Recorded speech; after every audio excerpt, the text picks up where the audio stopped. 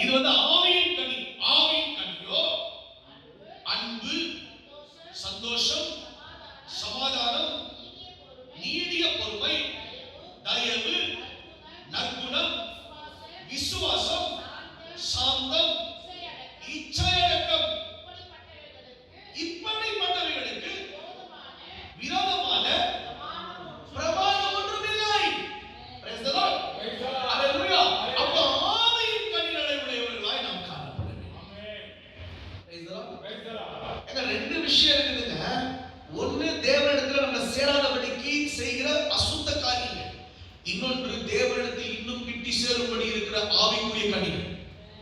இன்னைக்கு இந்த வசனத்தை, இந்த ரெண்டு விஷயத்தை நீங்க வீட்டுல போய் படிங்க. வீட்டுல போய் படிக்கும் போது ஒரு ரிவைஸ் படிங்க. நிறைய படிச்சிருப்பீங்க, நிறைய கேட்டிருப்பீங்க. நம்ம மறுபடியும் நம்ம என்ன யோசிக்கிறோம், ஒருவேளை நான் வந்து அந்த வசனத்துக்கு கீழ்ப்படிந்தோ, அந்த வார்த்தைக்கு கீழ்ப்படிந்தோ தான் வாழ்றேனான்னு சொல்லி செக் பண்ணிப்போம். நம்ம செக் பண்ணி பார்க்கும்போது நமக்கு தெரியும், சில நேரத்துல ஒருவேளை உண்மையாக நம்ம அந்த ஆவிக்குரிய கனிகள் உடையவர்களாய் நம்ம இருக்கிறோமா? Praise the Lord. Hallelujah. Hallelujah.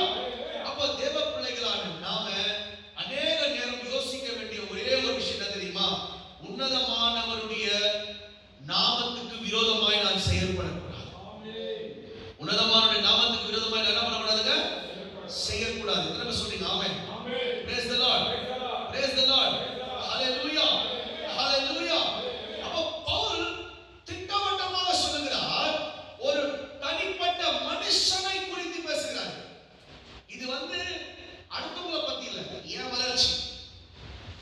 வளர்ச்சிக்கு நான் தான் தியாகம் பண்ணணும். நான் தேவனுக்கு விரோதமான காரியங்களை செய்யாமல் இருப்பது மிகுந்த பெரிய தியாகம். Praise the Lord. கர்த்தருக்கு விரோதமான செயல்களில் எவன் ஒருவன் ஈடுபடுகிறானோ அவன் தேவனுடைய ராஜ்யத்தை இழப்பான். ஆவிக்குரிய கனிக்காக எவன் ஒருவன் பாடுபடுகிறானோ அவன் தேவ ராஜ்யத்தை